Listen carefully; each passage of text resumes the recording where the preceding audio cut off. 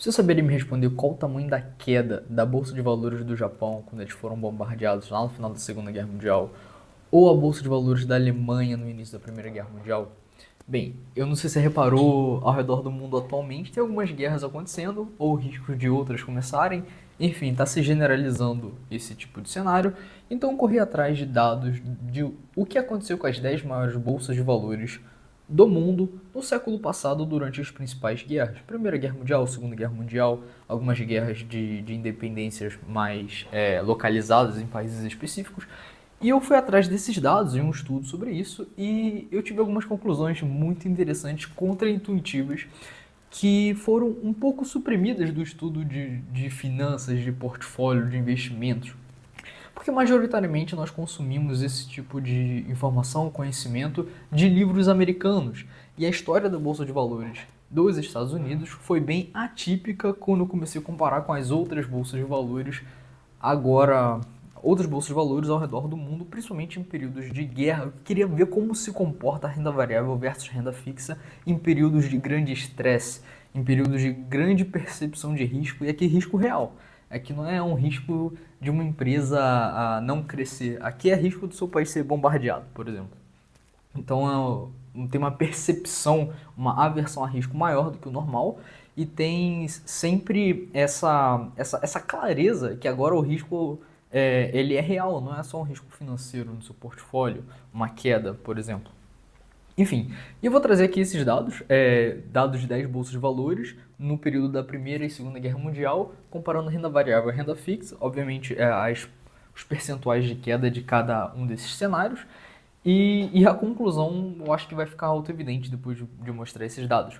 Mas, beleza, vamos lá para o que aconteceu com... Vamos começar pela Alemanha, ordem temporal. Alemanha, Primeira Guerra Mundial, na década de 20, na década de 10 e 20. Então, eu vou deixar aqui a tabelinha que eu encontrei e da onde eu estou tirando esses dados. É o capítulo 7 do livro do Ray Dalio, de Mudança de Ordem Mundial. Simplesmente o livro é muito bom. Eu demorei muito tempo para terminar. Esse livro não é legal de ler. Ele é muito importante de ler, mas é muito dado, é muito denso. Muito gráfico, muita porcentagem, muita data, enfim. 1500 anos de história da economia chinesa, enfim. Loucura, mas bora lá. Esse gráfico daqui mostra que no início da Primeira Guerra Mundial, a Alemanha teve uma queda de 14% na sua renda variável. Então aqui está em equity. Renda variável 14% entre 1910 e 1920. Beleza, e a renda fixa caiu também ali na área de cash. Caiu 14% também, ou seja, o dinheiro de curto prazo, um CDI, Tesouro Selic, CDB, essas coisas assim, mais de curto prazo, liquidez diária, enfim, caiu 14%, mais ou menos igual à queda da Bolsa de Valores. Isso aqui, estamos falando de retornos reais, então está tudo descontado a inflação, porque nessas épocas é comum ter uma inflação muito alta ou até períodos de hiperinflação, como no caso da Alemanha e no caso do Império Austro-Húngaro lá, da Áustria. Então, beleza, tá tudo aqui em reais. Né, não reais nossa moeda. Em reais é descontado a inflação. Beleza, mas de 1920 a 1930, a queda da renda variável lá na Alemanha caiu 24%. Beleza, só que se liga no bond e no cash, ou seja, a renda fixa do país, os títulos públicos. O título público, bond ali, caiu 95%. 95%. E quando eu comecei a pensar sobre isso, eu vi que isso foi a coisa mais comum de acontecer durante as guerras. A renda fixa caiu muito mais que a renda variável. O que é contraintuitivo, porque está todo mundo fugindo de risco quando você tem medo do que vai acontecer. Todo mundo foge de risco, então provavelmente você acha que a bolsa de valores vai desabar, tudo vai estar em preços descontados e tal, mas o inverso acontece. É a renda fixa que sofre. Por quê? A explicação para isso é, em períodos de guerra, cara, não tem controle fiscal no país, não tem controle monetário no país. O governo vai imprimir dinheiro quanto ele quiser para se financiar a guerra. Então a moeda vai sofrer. E a renda fixa nada mais é do que moeda mais um juros. Então, algo que está denominado naquela moeda e pode ser impresso à vontade, aqui impresso é o linguajar comum, mas tecnicamente não é impressão de dinheiro, tipo, hoje. É mais emissão de dívidas que vão ser pagas futuramente. Então, estamos falando de mais emissão de títulos. Então, seus títulos se desvalorizam porque ninguém está ligando para o preço da moeda. Tá todo mundo preocupado em sobreviver à guerra, ganhar a guerra e vão imprimir dinheiro à vontade, vão expandir a base monetária, vamos emitir títulos e dane-se. Vai ser feito isso. Então, a renda variável conseguiu proteger mais do seu poder de compra do que a renda fixa. Beleza, isso na Alemanha. Vamos lá por causa do Japão, aqui na década de 1940 e 1950, ou seja, a última década da final da Segunda Guerra Mundial. A mesma coisa aconteceu. Equity, lá a renda variável do Japão caiu 28%. Se você olhar a renda fixa, caiu 34%, o bond, ali na coluna de bond. Isso quer dizer que a mesma coisa aconteceu. A bolsa de valores sofreu? Sofreu. Quem foi para a renda fixa sofreu mais ainda. E totalmente contraintuitivo. Porque você pode pensar na cabeça hoje do investidor médio renda variável tem mais riscos que a renda fixa. Se eu quero me proteger, eu tenho um pouco mais de renda fixa. Em período de guerra é totalmente o contrário. Você quer se proteger? Me parece que a conclusão você quer se proteger? Cara, você vai para renda variável. Vai ter queda? Vai. Mas a renda fixa vai cair muito mais. Então você ainda está mais protegido estando na bolsa do que fora dela. E vai ter que aguentar a queda da bolsa, porque a alternativa é pior. Beleza, então essa dicotomia de segurança e risco de renda variável e renda fixa se inverte em períodos de guerra. Em períodos de paz, manter o que você já imagina dela, mas em tempos de guerra, totalmente invertido. Beleza, isso aqui é Japão e Alemanha. Só que também tem outros casos, por exemplo, deixa eu pegar aqui. Vou pegar aqui mais 3 países: França, a Holanda e a Itália, num novo gráfico. Se você reparar na França, também em 1940, 50, a queda na bolsa de valores foi de 20%, a queda ali do bond foi 22%, a queda de cash 23%, ou seja, renda fixa caiu entre 22% e 23%, a bolsa de valores caiu só 20%. Então, de novo, na França, você se protegeu mais estando na bolsa do que fora dela. Lembrando que dinheiro parado, se você não investe nem em renda fixa nem em renda variável, deixou o dinheiro parado, está ali em cash. Ou seja, o seu dinheiro também está sendo desvalorizado, você vai perder de qualquer forma. Na Holanda aconteceu até um pouco mais acentuado essa diferença. Porque se você reparar entre 1910 e 1920, ou seja, a década inicial da Primeira Guerra Mundial, aqui na Holanda você vê que o equity, ou seja, a renda variável, subiu 1%. Uma média da década. Mas teve uma queda de 6% na renda variável, na renda fixa, melhor dizendo. Enquanto a bolsa subiu 1% ao ano. E em 1940, 50, final da Guerra Mundial, a Bolsa de Valores da Holanda, que foi a primeira do mundo, a Bolsa de Amsterdã lá desde 1600, ela subiu 2% ao ano. E o bond e cash caiu até 6%. Então, não é que a bolsa caiu, mas a renda fixa caiu bem mais. A Bolsa de Valores subiu, enquanto o resto estava caindo.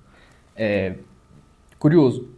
Na Itália, a mesma coisa aqui, mais acentuado no final da Segunda Guerra Mundial. Aqui o equity caiu 13%, o bond caiu 30%. Ou seja, a queda na renda fixa foi mais do que o dobro da renda variável, em termos reais, descontados da inflação, claro. Mas, ainda tem casos piores. Eu separei esses piores para o final, para você ver o quão ruim pode ficar dependendo do país, dependendo da bolsa de valores, dependendo do momento histórico. Tem bolsas que caíram 100%. Eu não sei se você soube disso. Muito provavelmente não é falado o caso das bolsas que caíram 100%. Elas fecharam e ficaram esquecidas na história. E hoje nós só olhamos para os casos, por exemplo, a Bolsa Americana, que é o viés da sobrevivência. Você está olhando só o vencedor, você está ignorando todo mundo que saiu no meio do jogo. Enfim. E existem muitas quedas maiores que 1929, maiores que a Grande Depressão da década de 30 nos Estados Unidos. Só que essas histórias não são contadas. Por exemplo, vamos lá para a bolsa da Rússia, China e Áustria-Hungria, né? Quando eles saíram do Império, viraram países separados. Beleza. A Rússia, cara, na Revolução deles de 1917, eles simplesmente decidiram fechar a bolsa. Foi tudo marcado a zero, foi uma queda de 100%. Então, independente do preço de qualquer ativo, tudo foi para zero. Fecharam a bolsa por algumas décadas, por um bom tempo. Então, foi 100% ao ano. Porque você não tem mais aquele dinheiro de volta. Se você botou, você não tira mais, porque não tem mais negociação. Então, isso é um risco historicamente observado não só na Rússia, aconteceu a mesma coisa na China, com o Partido Comunista lá subindo no poder, fizeram a mesma coisa que os russos fizeram 3 décadas antes, fecharam 100%, queda, tudo marcado a zero, até os títulos de renda fixa e tal, tudo foi para zero. Na Áustria-Hungria, você mostra que também teve um fechamento ali de bolsa do mercado, e tudo foi marcado não a zero inicialmente, mas a queda foi tão brutal que você pode ver que o bonde caiu 44%. Isso quer dizer que caiu mais ou menos metade do seu valor foi perdido na renda fixa, e isso é já descontado da inflação. Isso aqui é tudo em termos reais. Se você colocar nominalmente, ou seja, com a inflação, você foi dizimado. E eu vou trazer esses casos aqui. Tem casos piores ainda. Parece que esse vídeo só piora, né, nas informações, mas é uma informação muito útil. Eu não sou historiador, sou economista, mas eu achei isso aqui muito interessante de saber, porque não é ensinado dentro da faculdade, não é ensinado dentro de um MBA de finanças. Você não vai olhar como foi a bolsa da Áustria-Hungria há 90 anos atrás. Isso é esquecido. Mas isso aqui eu acho muito importante. Pelo menos é curioso você saber. Bem, se você investe, eu acho que é bom saber a história dos investimentos. Agora, alguns casos, por exemplo, e se você tivesse diversificado? Por exemplo, vou trazer aqui mais umas 2 tabelinhas para você ver que pode ficar muito pior que a crise de 1929. Aqui, as próximas tabelas é um portfólio diversificado. Então, você tem 60% em renda variável, 40% em renda fixa. Então, beleza, você tem um pezinho em cada lado.